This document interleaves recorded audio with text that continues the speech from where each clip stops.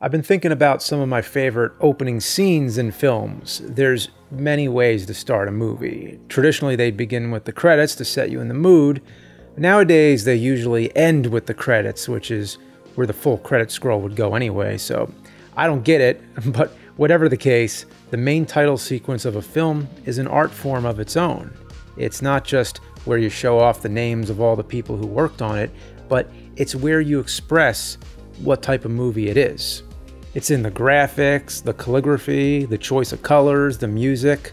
I've seen plenty of lists of the all-time best title sequences, but surprisingly, I haven't found any that talk about the best scenes that come before the credits, and that's what I'm gonna do. And this is the opening scene before this video sponsor. It's a brand new year, and with that comes a brand new update chock full of new content for the biggest mobile game in the world.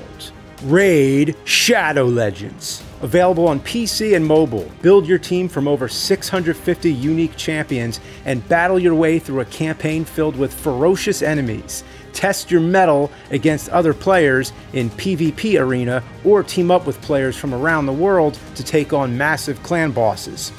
Raid has lots of regular tournaments and events that'll allow you to compete against other players to prove you're the best. There's always a new challenge to conquer, and not only will you see your name at the top of the leaderboard, but you'll get a ton of in-game rewards for winning. It's good to be the king. All new players from the US, it's time to vote for your favorite starting champion in the Champions Elect event.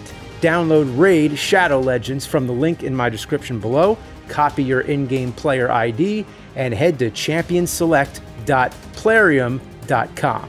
Then enter your player ID and vote for your chosen champion. It's that simple.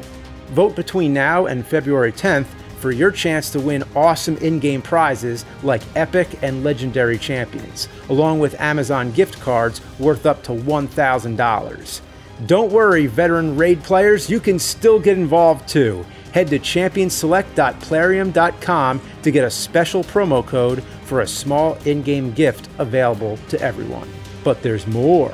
All new players use my link or the QR code on screen and get a free starter pack with this awesome in-game loot. Again, just click the link in the description below to cast your vote for your favorite champion today. It's a big creative choice when to show the main title sequence. As I've said, it can go at the beginning, the end, or not at all, or I like it best when there's an opening scene and then the main titles. This pre-title scene establishes the mood and the tone right off the bat, gives you a little information, and serves as a sample of what the movie's gonna be like. When done right, it gets you hooked, making you think, oh yeah, this is gonna be good. It's a tradition that became most prominent in the early days of television, often referred to as the cold opening. It seems likely the reason, based on just an educated guess, is that TV networks were competing for ratings and obviously didn't want you to change that channel. So they would start with a real good scene to get your attention so that you stay tuned while the titles are playing. As just an example, Star Trek would always begin with a captain's log narration. The Enterprise crew will be exploring some uncharted region of the galaxy and then be forced into some state of peril. And then, the titles.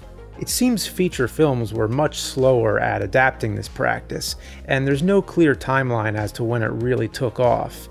As we all know, today they usually move all the main titles to the end, but one of the most famous examples was Star Wars, how it begins with the title and saves all the credits till the end. It wasn't the first to do this, Citizen Kane did it decades before, but George Lucas was a big pioneer. He felt Star Wars should begin with just the title and then the famous prologue scroll. It's hard to imagine it any other way, but during Empire Strikes Back, he had trouble with the Writers Guild and Directors Guild. He ended up having to pay fines and ended up quitting the guilds. That's a longer story, but the point is, he had to fight for his creative vision just to put the credits where he wanted and preserve the impact of that opening title going straight into the action. Nowadays, it's so common for everybody's names to just go at the end. So it can be said that George Lucas helped pave the way. Definitely a trendsetter he is. Do or do not. There is no try. So now that movies can do whatever they want with the credits, the question I have for you is, what do you think are some of the best pre-title scenes? I'll tell you 10 that come to my mind, and then feel free to comment with your own. I'm sticking with feature films, and simply put, it just has to be a scene that cold opens the movie. The credits could come up anywhere in the film, as long as the title of the movie appears immediately after this opening scene. So, let's go. An honorable mention goes to Raiders of the Lost Ark. I mean, who could forget that iconic opening where Indiana Jones snatches the idol, escapes a bunch of booby traps, and runs from a giant boulder? But the only problem is the title was already shown at the start, so we couldn't call this a pre-title scene. Another one that should be on here but can't is the first Lord of the Rings. Right off the bat, it gives you all this information that you're going to need to know, but it's done in a very entertaining way, similar to a bedtime story that appeals to your childhood imagination. But crap, it says Lord of the Rings before it gets going, even though Fellowship of the Ring comes after. What do? Count it as one half of the title? Too bad. But here's 10 great ones that qualify as pre-title scenes. Number 10, Ghostbusters. We open with the New York Public Library. We see a librarian putting books away. If this were any other film, you could say this is a very boring way to start things, but that wonderful score by Elmer Bernstein lets you know something's about to happen. First, we see some books moving on their own, then the card catalogs start going berserk, the librarian slowly starts to notice, and then begins running in terror. Then she ends up face to face with something so horrifying that it can't even be shown yet. What a great choice to only see her reaction, and for a movie that's full of great special effects, it reserves all those effects for later, instead going with the absolute minimum of just a bright light and a fan. And just when we reach this pinnacle moment of horror, the tone abruptly shifts. The red circle closes in on her face, similar to the ending of a Looney Tunes short, and then a white mist fades in, taking shape into a cartoon ghost. And this, of course, becomes the famous logo, but also the O of the title, which so happens to be the very center of the word ghost. It's beautifully symmetrical and a great way to reveal the title from a graphic standpoint, but furthermore, it's a clever idea to start with a scary horror tone and then suddenly shift into a fun comedic tone with Ray Parker Jr. providing an upbeat theme song that differs drastically from the scene before it. Like the best of Halloween pranks, they give you a scare and then let you know it's safe to laugh. Number 9, The Lion King. At the time this came out, this was one of the best openings to an animated film I've ever seen. The amount of attention and detail was remarkable, from the rippling sunrise to the rack focusing from the ants to the zebras. It all seemed to push the limits of what animation could accomplish. It almost seemed it would have been similar to just filming live animals. It's clear that they studied how animals move and replicated it in a realistic way rather than going for a cartoon style. Without any spoken words, it makes its point clear. We're witnessing a sort of ceremony or baptism of a royal lion cub. It's a musically driven scene composed by Elton John with lyrics by Tim Rice. The circle of life tells us everything we need to know, but regardless of the words or the language you speak, the scene still makes its impact. It reaches the climax as the chief holds up the cub, and boom, the Lion King. The way it just lands on that title gives you the perfect punctuation. It didn't make my top 5 Disney films, but that pre-title scene, I can't deny. Number 8, Halloween 2. This is a great example of the recap trope. Remind the audience how the last movie ended, and then kick things off. First, we see the ending of Halloween 1, where Dr. Loomis shoots Michael Myers off the ledge. When he looks down, he sees the body is gone. One thing I don't like is how they use a different reaction shot of Loomis. In the first movie, he gives a look as if he's not surprised. He knows there's something more to Michael than what anyone else knows. That was an acting choice, an idea proposed by Donald Pleasence himself, but in the sequel they show him surprised, and this is the first indication that they're about to ruin what was one of the greatest cliffhangers in horror history. But oh, it is so worth it for this reason. Is this some kind of joke? I've been trick-or-treated to death tonight. You don't know what death is. Wow. You don't know what death is. Then the music starts up, and then the opening titles. Something about that just makes me smile. It's the dialogue that leads into it. You don't know what death is. I don't know whether it's a good or a bad line. It doesn't make much sense, but it's great. You don't know what death is. Like, you have no idea, buddy. Wait till you see the crazy shit that's about to happen. Almost like he's offended. Like, you don't talk about death unless you've done your homework, fool. You better hope you don't find out what death is. You don't know what death is! Oh, you don't know what death is! Oh, man. It's class. Up until now, Loomis has been as calm and in control as possible, but this is the movie where he starts to lose it. Number 7, Ninja Turtles. This is one that really benefited from seeing it at a young age in the theaters. It was the first live-action Ninja Turtles movie. I couldn't even imagine what that would look like, or how they would pull it off with costumes and animatronics. But the first scene opens with April O'Neil's news report filling us in, painting the picture of New York City overrun with crime. We see various burglaries being committed by ninja thieves. The music, composed by John Duprez, sets up a darker tone than what we're used to in the cartoon, but still with a fun comic book vibe.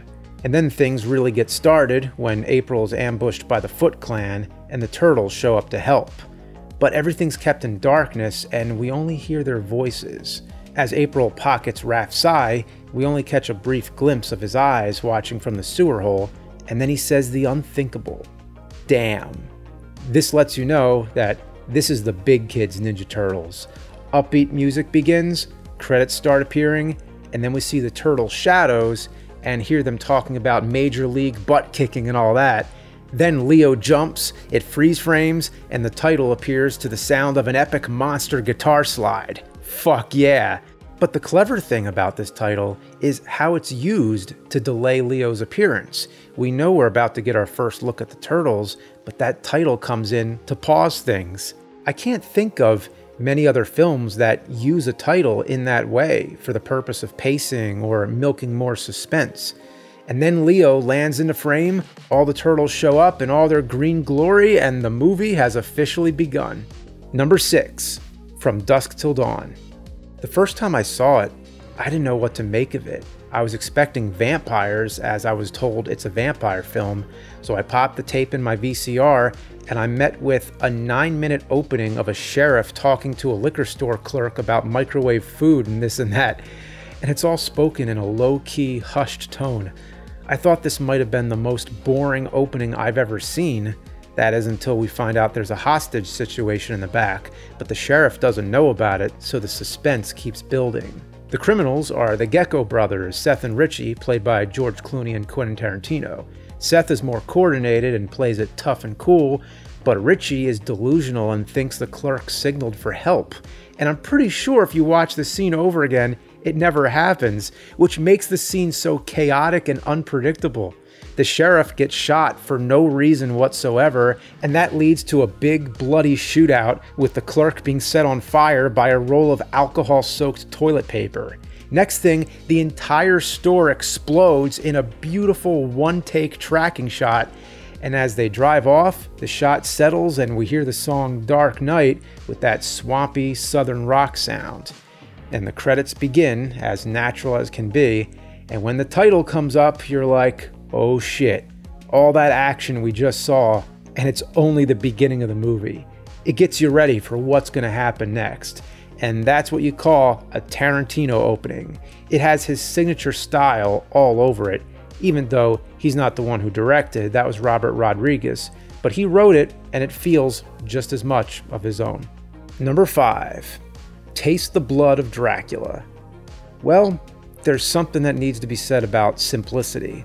The movie has only just begun, and Dracula is impaled on a cross, bleeding out his eyes. It's sort of a recap, showing us what happened at the end of the last movie, Dracula has risen from his grave, except that it's being witnessed from the point of view of another character. He just so happens to be lost in the woods when he sees Dracula die and crumble away into blood-red ashes. I guess it can be assumed that Dracula's blood becomes like a powder when it dries up. So already we're being taught to just go along with it, that it's only going to get crazier. So this guy examines the remains of Dracula, which we know will eventually be used for his resurrection in a plot that was almost remade as a video game, Castlevania II: Simon's Quest. So that's all you need to know. Dracula dies, there's blood, and now somebody's gonna taste the blood of Dracula. Oh yeah. It's so cheesy, it's brilliant. Number 4, Ed Wood. This is a great example of a tribute. Tim Burton crafted this opening scene to imitate the style of Ed Wood. We start outside a miniature of a house, which is replicated from Bride of the Monster. It's meant to look cheap, but it's filmed in a well-executed and beautiful way as the camera tracks through tree branches with fake movie-style rain and lightning. We go all the way through the window and inside, where a coffin opens and out comes Criswell, played by Jeffrey Jones. Now it's imitating the opening scene of Night of the Ghouls, yet the dialogue is taken from Plan 9. It's done in the same cheesy way. Can your heart stand the shocking facts of the true story of Edward D. Wood, Jr.? After he's done talking, the camera continues traveling and the title sequence begins. It's really one of the best as we sail past gravestones, giant squids, and flying saucers like we're traveling through every major Ed Wood movie. For someone who's been called the worst director of all time, it's nice to know he got such a loving tribute. Number 3, Gremlins. Just about everybody's seen it, everybody knows, but just think how great that opening is. If you knew nothing about Gremlins, it sets up the plot and gives you a hook right away. Mr. Peltzer is just a father on a business trip during the Christmas season looking for something to bring home to his kids. He sees the Mogwai in a cage. We're not supposed to know what a Mogwai is, nor do they show it to us yet, but what we do know is it's going to mean trouble. The owner doesn't want to sell it, but the grandson secretly makes the sale, and as Mr. Peltzer's walking away, we hear that last warning. There's 3 rules. Don't expose them to light, don't get them wet, but above all, don't feed them after midnight. As soon as you hear that, you know those rules are definitely going to get broken, and you can't wait to find out what happens. And then we cut to a jolly Christmas scene as the titles begin. Fantastic. Number 2, War of the Worlds. This one gets a lot of extra points because it's from 1953, back when pre-title scenes weren't that common. And it was one of the first color sci-fi films, but it starts in black and white and in a documentary style, showing stock footage from World War I and II with a narrator who gives it extra charm with his old-fashioned radio-style voice. It doesn't look like we're about to watch a science fiction film, it looks more like some old documentary, but then the narrator builds up almost like a commercial or trailer voice saying, "And now, fought with the terrible weapons of super science, menacing all mankind and every creature on Earth, comes the War of the Worlds." Boom! The title just clobbers you over the head. It was such a wise choice to make that the first color you see in stark red, and it comes crashing in and commands your attention. It sets up for what you're about to see is going to be the craziest battle that's ever been fought in the history of human civilization. By using real events to lead up to it, it makes it more believable that it could be a possibility. World War I was bad, World War II was even worse, but wait till you see the War of the Worlds. It's one of those times where I get chills just hearing it. It's such a short opener, it cuts right to the chase and packs a punch like no other. Number 1, Goldfinger. It's inevitable that I have to end with a James Bond movie. Anybody you ask, if you bring up pre-title sequences, James Bond is the first thing that comes to mind. How could it not? It's what made the trope as classic as it is. I'd have a hard time picking one, but I'll just say Goldfinger. It's not necessarily the best one, nor does it pack the most action and stunts into it, but this is the film where the Bond formula really got figured out. I think it's probably the best of the Sean Connery Bond films. In the opening, Bond infiltrates an enemy base. He starts out in scuba diving gear, but then he has a tuxedo under it. How badass is that? Who wears a tux under scuba gear? Who walks into a party and lights a cigarette just as an explosion goes off? This is where cliches are born. And then he's kissing a girl who just got out of a bathtub. Then he's in a fist fight with a bad guy. He throws him into the tub along with an electric fan, electrocuting and effectively murdering him. And then he says, "Shocking." The classic one-liner. It's easy to dismiss this sort of thing because we've seen it in so many other movies, but this is where it really got started. And the best thing about it is that it all happens before the opening titles. When you can say the best part of the movie is before you even see the title of the movie, that's really something.